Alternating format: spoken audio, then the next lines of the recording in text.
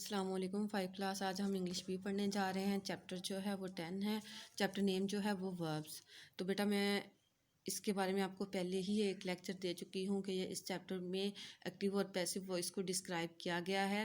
तो एक्टिव और passive voice का जो कंसेप्ट है हम अपने प्रीवियस लेक्चर में कवर कर चुके हैं। अब हम इसको सॉल्व करते हैं, ठीक है। तो ये वर्ब्स हैं। वर्ब्स क्या होती हैं? ये किसी भी एक्शन को डिस्क्राइब करती हैं, यानी कि कोई भी काम जो हम करते हैं वो वर्ब होता है। वी हैव ऑलरेडी लर्न, हम पहले ही जान चुके हैं, data sentence has a subject, किसी भी सेंटेंस में सब्जेक्ट होता है, वर्ब होती है और ऑब्जेक्ट होता है। Liza bought a book, Liza ने एक किताब खरीदी। अब लिज़ा सब्जेक्ट है, बॉट वर्ब है और बुक क्या है? ऑब्जेक्ट है। लिज़ा जो है सब्जेक्ट ऑफ द सेंटेंस, ये सेंटेंस का सब्जेक्ट है। बॉट जो है what the subject is doing, के सब्जेक्ट क्या काम कर रहा है, वर्ब है। अ बुक जो है ये ऑब्जेक्ट है। इन दिस सेंटेंस, इस सेंटेंस में the subject is active, subject क्या है? एक्टिव है। लिज़ा हैज़ बॉट समथिंग, कि लिज़ा ने कुछ चीज़ खरीदी। Hence bought is an active verb, bought जो है ये एक्टिव वर्ब है। नाउ रीड दिस सेंटेंस, अब इस सेंटेंस को पढ़ें। The book was bought by Liza, कि बुक जो है लिज़ा ने खरीदी, ठीक है। बुक जो है लिज़ा के ज़रिए ख़रीदी गई। तो अब यहाँ पे क्या हुआ कि सब्जेक्ट पहले आ गया है। Was bought tells us, was जो है ये हमें बताता है that something was done to the subject, कि कोई चीज़ सब्जेक्ट के साथ वाक़या हुई है। हैंस इन दिस सेंटेंस, इस सेंटेंस में the word was bought is a passive word, जो वाज बॉट है ये क्या है? पैसिव वर्ब है। The subject is what the sentence is about, subject जो है बताता है कि सेंटेंस किसके बारे में है। नेक्स्ट आ जाएं, कॉपी करें फॉलोइंग सेंटेंसेस की। इन योर नोटबुक में अंडरलाइन करें वर्ब को एंड से वेदर इट इज़ एक्टिव और पैसिव, और आपने बताना है आया कि ये एक्टिव है या पैसिव है। The boys rode their bicycles, boys जो थे उन्होंने बाईसाइकिल्स चलाई। अब ये एक्टिव वॉइस है ना बेटा, ठीक है। अब ये वॉइस एक्टिव वॉइस का है और ये रोड जो है इसमें वर्ब है, ठीक है। The man was hit by a scooterist, man जो है उसको किसने हिट किया? स्कूटरिस्ट ने। तो अब बेटा इसमें हिट जो है ये वर्ब है और ये कौन सा है? पैसिव वॉइस का। आपने पैसिव वॉइस की एक ये भी पहचान याद रखनी है कि बाय आएगा, ठीक है। जब हम किसी भी सब्जेक्ट को ऑब्जेक्ट की जगह यूज़ करेंगे तो उस ऑब्जेक्ट से पहले क्या आएगा? बाय। ये आप लोगों ने माइंड में रखना है। Some man removed the lights from the train, कुछ आदमियों ने लाइट्स रिमूव कर दी ट्रेन से। अब ये रिमूव्ड क्या है? वर्ब है और ये कौन सा है? एक्टिव वॉइस, क्योंकि इसमें बाय यूज़ नहीं हुआ। The children were attacked by the monkeys, children पर किसने अटैक किया? मंकीज़ ने। अटैक्ड क्या है? वर्ब है और ये कौन सा है? पैसिव वॉइस, क्योंकि ये मंकीज़ से पहले क्या आया है? बाय आया है और थर्ड फॉर्म यूज़ हुई है।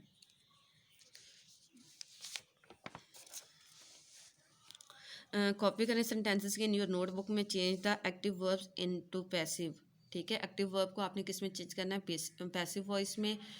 One example has been done for you, एक एग्जांपल आपके लिए डन की हुई है। For example a deadly monster attack the crowd, यानी कि डेडली जो मॉन्स्टर था उसने क्या किया?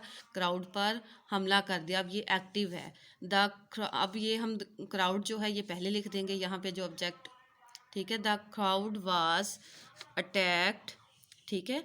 अब बेटा ये पास्ट इंडेफिनिट में है तो हम कौन से हेल्पिंग वर्ब यूज़ करेंगे? वाज या वर। ये आपको मैं पहले अपने लेक्चर में बता चुकी हूँ। The crowd was attacked by, ठीक है, किसके ज़रिए उस पर हमला हुआ? By a deadly monster. I bake this cake today, आज मैंने केक बेक किया, ठीक है। अब ये जो हमारा आई सब्जेक्ट है, बेक जो है वर्ब है, दिस केक जो है ये ऑब्जेक्ट है, टुडे ये एक्स्ट्रा वर्ड है। तो आपने माइंड में रखना है ऑब्जेक्ट तक हम पैसिव वॉइस बनाएंगे, बाकी जो जितने भी एक्स्ट्रा वर्ड होंगे हम वो सेंटेंस के एंड पे लगा देंगे, ठीक है। तो अब हम क्या करेंगे? दिस केक पहले राइट कर देंगे, ठीक है। दिस केक वाज, ठीक है। अब ये केक एक है तो हम वाज लगाएंगे। This cake was baked by me, ठीक है। बेक्ड की थर्ड फॉर्म जो है वो भी बेक्ड ही होती है। बाय आई की जगह पे हम ऑब्जेक्टिव केस क्या लगा देंगे, मी।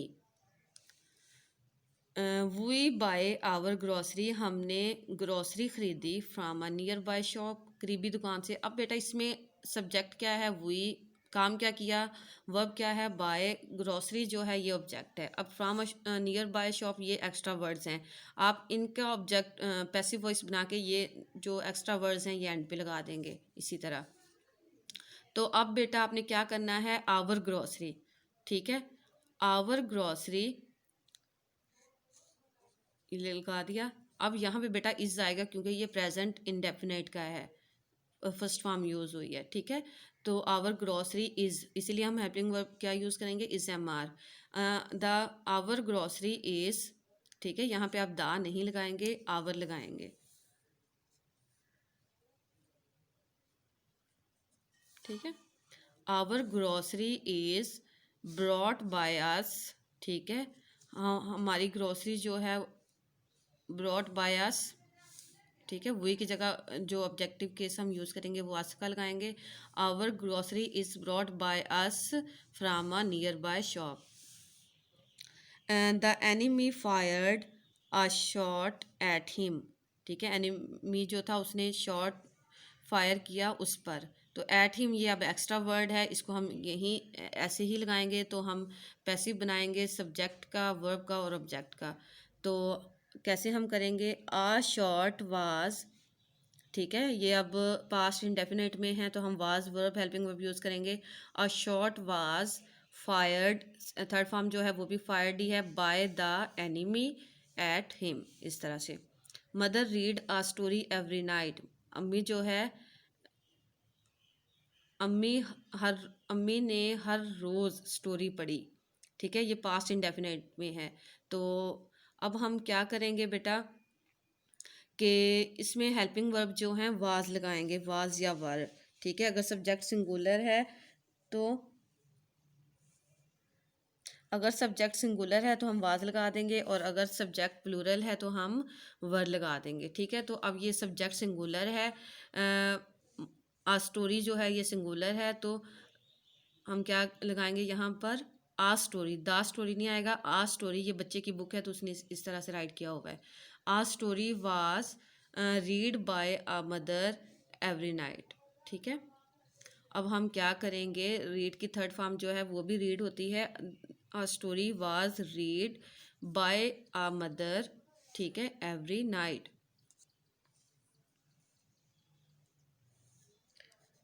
यहाँ पे भी हम ए नहीं लगाएंगे क्योंकि मदर से पहले ए नहीं लगाया होगा। I washed all my clothes yesterday, मैंने अपने सारे कपड़े कल अपने धो दिए, ठीक है। तो अब बेटा इसमें माई क्लॉथ्स जो हैं ये ऑब्जेक्ट हैं, माई क्लॉथ्स, ठीक है। अब बेटा ये पास्ट इंडेफिनेट में है तो हमने कौन सी हेल्पिंग वर्ब यूज़ करनी है, वाज या वर। तो क्लॉथ ज़्यादा हैं तो वर हम यूज़ करेंगे, my clothes were washed by me, ठीक है, आई का ऑब्जेक्टिव केस मी है, yesterday.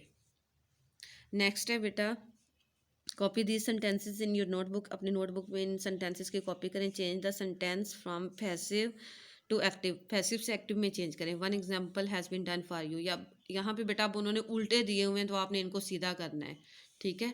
In short, the tree was hit by the car, अब ये बेटा इसका मतलब अब वाज यहाँ पे यूज़ हुआ है तो सेंटेंस जो है पास्ट इंडेफिनाइट में था, ठीक है। तो हम क्या करेंगे, द कार शुरू में लगा देंगे, the car hit the tree, ठीक है। The model was being made by the architects, अब यहाँ पर वाज बीइंग यूज़ किया गया है तो इट मीन्स सेंटेंस जो है हमारा पास्ट इंडेफिनाइट, पास्ट कंटिन्यूस में है। तो हम क्या करेंगे, the architects were making, by को हम वैसे ही रिमूव कर देंगे, द आर्की, क्योंकि बाय जो है वो सिर्फ पैसिव वॉइस में लगता है। The architects were making the model, ठीक है, आर्किटेक्ट्स जो थे वो मॉडल बना रहे थे। The program was not liked by the parents, program जो था वो पेरेंट्स के ज़रिए पसंद नहीं किया गया। तो हम यहाँ पे अब क्या करेंगे, वाज नॉट लाइक्ड है, ठीक है, इसमें बीइंग नहीं है तो इट मीन्स ये सेंटेंस जो है पास्ट इंडेफिनाइट का है, सिंपल।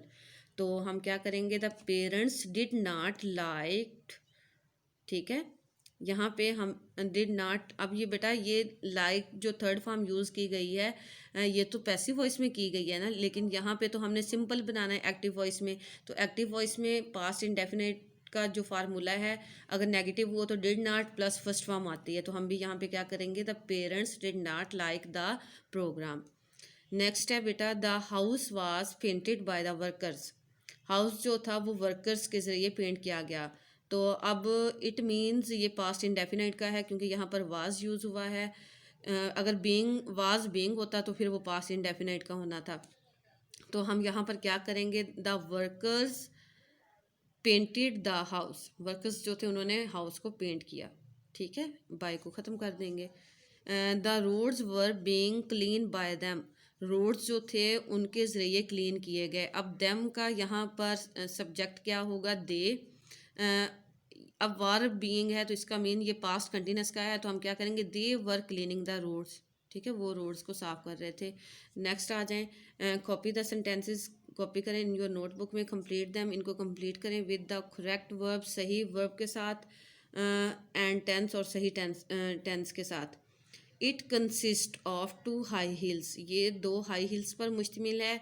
वन अबाउट 700 फीट, एक जो है 700 फीट है, एक जो है 700 फीट हाई है, and other twice that high, और दूसरी जो है उसकी ऊंचाई इससे डबल है। तो यहाँ पर कंसिस्ट आ जाएगा, ये वर्ब उन्होंने खुद ही दी हुई है, तो लेकिन हम एस लगा देंगे इसके साथ।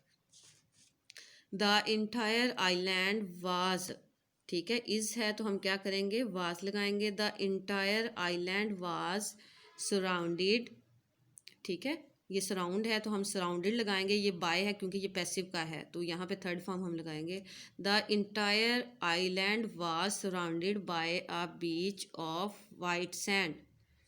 ठीक है, द आइलैंड, अब इज़ है तो यहाँ पे हम वाज लगा देंगे। This island was inhabited bye tribals. ठीक है, यहाँ पे बाय है तो यहाँ पे भी हम इनहेबिट की थर्ड फॉर्म यूज़ करेंगे, इनहेबिटेड बाय ट्राइबल्स।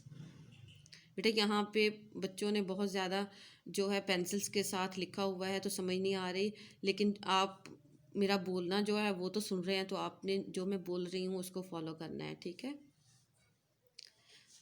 और सही लिखना है। अब इनहेबिटेड के स्पेलिंग्स बता दूं आपको, INHABITATED, habited by tribals. The coral reef जो है कम्प्लीटली इनसर्कल्ड द आइलैंड। ठीक है, कोरल रीफ जो हैं कम्प्लीटली उन्होंने इनसर्कल कर लिया आइलैंड को। ठीक है, अब ये क्या है, सिंपल पास्ट इंडेफिनेट का है, तो यहाँ पे सेकंड फॉर्म यूज़ होगी इनसर्कल्ड। तो नेक्स्ट पेज है हमारा 35, ये हमने नहीं करना। ठीक है, ये हमारा चैप्टर कंप्लीट हुआ। अल्लाह हाफिज़।